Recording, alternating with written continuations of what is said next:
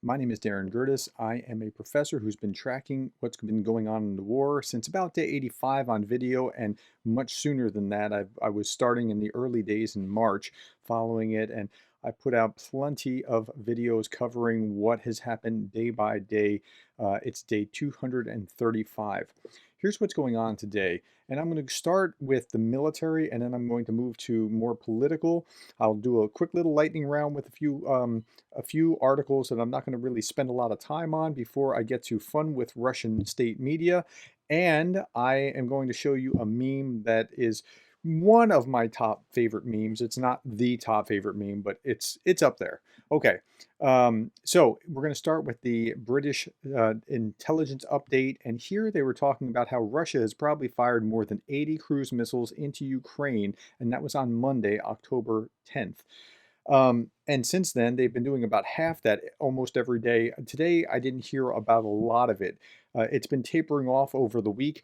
President Putin claimed that these strikes were in retaliation for the attack on the Kerch Bridge. Okay. And he called the attack on the bridge terrorism. But if that's terrorism, so is attacking a residential building or a playground or a busy city street or whatever else.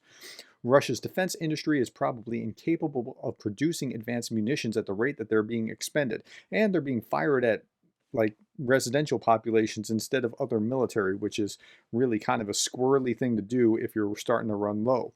These attacks represent a further degradation of Russia's long-range missile stocks, which is likely to constrain their ability to strike at the volume of targets that they desire in the future. So I've heard people that have talked about how the longer this war goes on, the worse it is for Ukraine. I don't know that I agree with that. I think the longer this goes on, the more difficult it will be for Russia to wage it, because what's happening is there's this crossing where Ukraine is gaining in strength because they're like, okay, after this week, they've had all this unnecessary damage from Russia sending missiles at them. But now the US, Germany, and England and France today, this is one of the articles in the lightning round. France today decided that it was going to be sending air defense support. So they never had air defense artillery in any meaningful way until now. I mean, they've had some, they've shot some things down, but it's far more robust now. So they're gaining strength while Russia is depleting its reserves and having to try to get Belarus to come on board to help them, which is going to be a catastrophe. Okay, this was yesterday, not today, in the Institute for the Study of War. Russia continues to conduct massive forced deportations of Ukrainians. So I was reading about what was going on in Kherson, for example. Several thousand children from Kherson Oblast are already in other regions in Russia. This is one of the reasons that Russians need to be beaten, absolutely clearly beaten, and have to return all the citizens that they have deported and have to pay for what they've destroyed with their oil revenues. And I'm calling for that right now. Pay with your oil revenues or gas revenues or whatever else in the future until you have made Ukraine whole. But this is what needs to be stopped. And it needs to be stopped because in other areas of the world, dictators are taking notice, like in China. They're paying attention to this. Okay, this is The Guardian. I talked about this guy yesterday. The Russians killed this conductor. Why did they kill him? Well, conductor Yuri Kirpekno declined to take part in the concert intended by the occupiers to demonstrate the so-called improvement of peaceful life in Kherson. So they killed him. Are you seeing an ironic twist here? Okay, that's just evil. Here's what it actually looks like after many weeks of strikes. This is Bakhmut. So Bakhmut is one of those areas that has been just absolutely devastated by the war. It is ground that the Russians desperately want to take, and because the Russian chain of command doesn't really have flexibility, generals make the decision and everybody else are just carrying out the orders. It's not the way it works in the US military and many Western militaries, where if you're a senior NCO, you have a lot of latitude about how to go about doing it or not doing something if it's putting your men in harm's way when you need to, or those kind of things. But the Russians, they just keep pounding at Bakhmut. Let's look at a map. Okay, this is 9:30.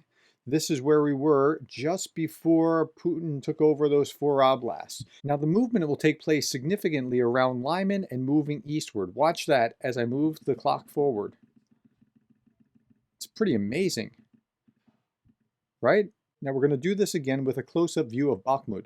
Okay, so there's not going to be some movement for a few days, and then the Russians are starting to move and they're starting to close in. Now there's a reason for that, because they have their orders and they're going to have to take Bakhmut, and they have a stubborn line of resistance. Okay, so we talked about Kherson, which is so-called Russian territory. Let's look at Zaporizhia. Strikes bring misery to the city, but people vow to stay. The Russians generally strike at 2 a.m., 4 a.m., and 6 a.m. Well, that's really interesting. I wonder why that is. The latest raid out of the dark has just been a few hours when 10 300 S-300 cruise missiles and 4 Iranian-made Shahed kamikaze drones crashed into the suburbs at 5:30 in the morning. The last 2 weeks, 70 civilians have been killed in nighttime terrors. Now, wait a minute. Weren't you supposed to be Russian real estate now, and Putin was going to defend you to the last, every inch? Well, every inch, yes, but not every person. I mean, we're not going to do that. There was one really interesting passage at the end here. A generous interpretation of the nighttime strikes is that the Russians are seeking to avoid civilian casualties. The reality on the ground, however, is that whether due to incompetence, faulty equipment, or malice, they are causing unimaginable misery, citizens say. And I think what they're actually trying to cause is terror with these nighttime strikes. I don't think it's, I don't see the generous interpretation. Belarus is joining the war in Ukraine, and this could be risky even for Putin. So there's some background here. Before the war even began, the Russia-Belarus Union State was an arrangement between the two countries which foresees a close political, economic integration and military as well. A joint military doctrine of this alliance, which Lukashenko signed under pressure from the Kremlin last November.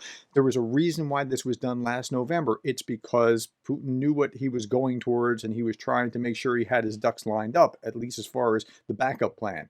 States that any military action against one of members is an assault of the Union state as a whole. So it's kind of like the NATO doctrine, but with two states. Okay, so this leaves Lukashenko in a very dangerous position. He kind of has to go with the boss.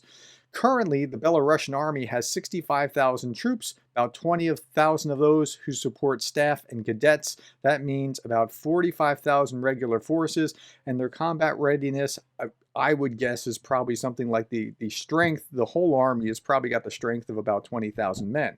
Now, that's not anything to sneeze at. It's still problematic, especially if you have to, engage in the northern border while other things are going on in other places. But it's not going to be that big of a thing. Lukashenko really doesn't want to go there. He would really, really, really prefer not to. A general draft would pose high political risk for Lukashenko. And if you don't know about Lukashenko, and I've been to Belarus, Lukashenko he almost was overthrown. Putin came in and kind of quelled that, and he's in a precarious position. The Belarusian people, to their credit, don't want to have anything to do with the Ukrainian war, and good on them for that. But Lukashenko may be drawn in because he has no choice, because he has to listen to Putin. Okay, now it's time for the lightning round. France to supply Ukraine with air defense systems and expand training for Ukrainian soldiers. So they're going to have training on their soil. They're going to also provide more air defense. That's it from this headline. Elon Musk is going to fund Starlink. He got his 15 minutes of fame a couple days ago, and he reversed it yesterday. So that's where we are with Starlink. No worries, no problem. This is fascinating. The Russians are sailing to South Korea. So the Europeans closed their borders, and now they're trying to get out anywhere that they can. Mongolia, Kazakhstan, Turkey, wherever they can go. I even saw something where they were trying to get out to Alaska. Now, the Korean Coast Guard records a total of 5 boats carrying 23 people. More have crossed the borders, jamming up the border crossings because they're trying to get out any way they can to avoid mobilization. Okay, this isn't lightning round. This I want to park on. Russia's genocidal propaganda must not be passed off as freedom of speech. So yesterday I talked about Russian propaganda, and if you haven't watched that, please do. Here, I want to show you a little bit about it. For years, especially since the invasion of 24 February, Russian state media has been calling to wipe Ukraine off the map, for killing Ukrainians en masse, for dehumanizing its people, smearing them as Nazis who need to be denazified. It's all made up.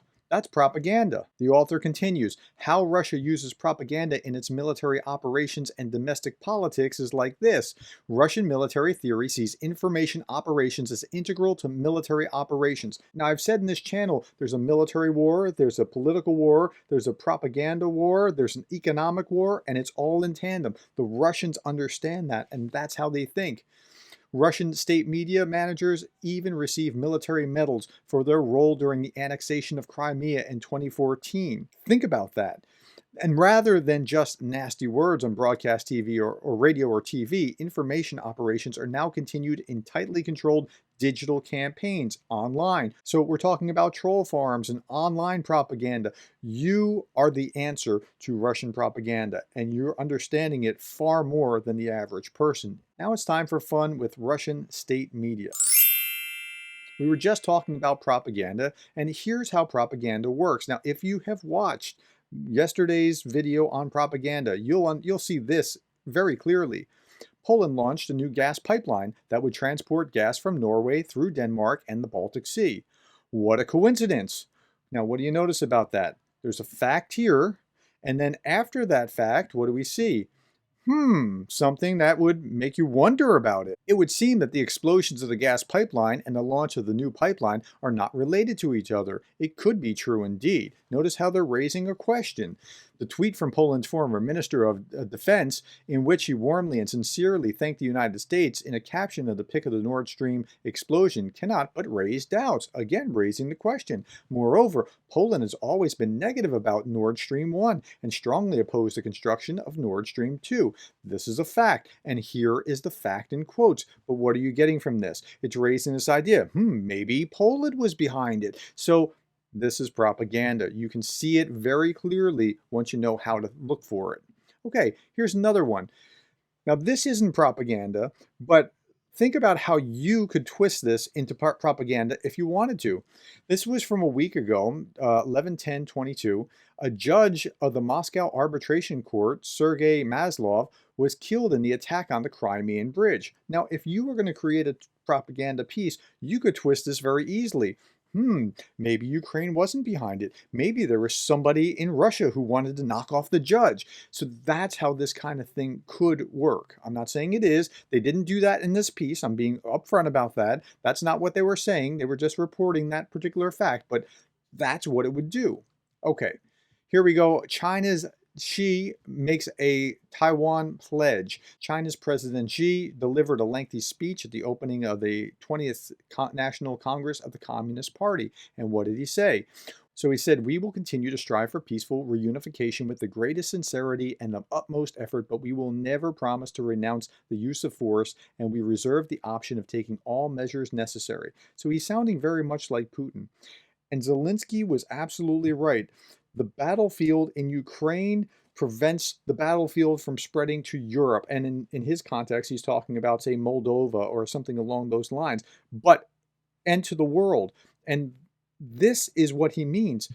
If things go the wrong way in Ukraine, this sends a signal, or the world backs down in Ukraine, it sends a signal to other dictators around the world that this is okay, and you can go do this too.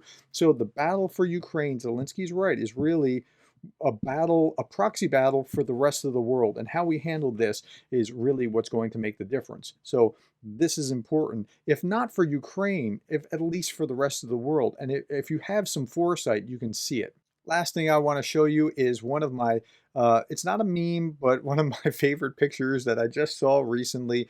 Russia troop pronouns are were, was. Okay, now there's two problems with this. It's too soon to say were and was. They haven't left Ukraine yet. I hope that they get there. And second, I'm sorry, I'm a professor. Were, was is a conjugation of to be. I was, you were, he, she, or it was, we were. It's actually a verb. But I love the sentiment, and I got to give him credit for the sentiment. All right, thank you for your time. I'll be back tomorrow. Thank you for being the kind of person that cares about what's going on in Ukraine.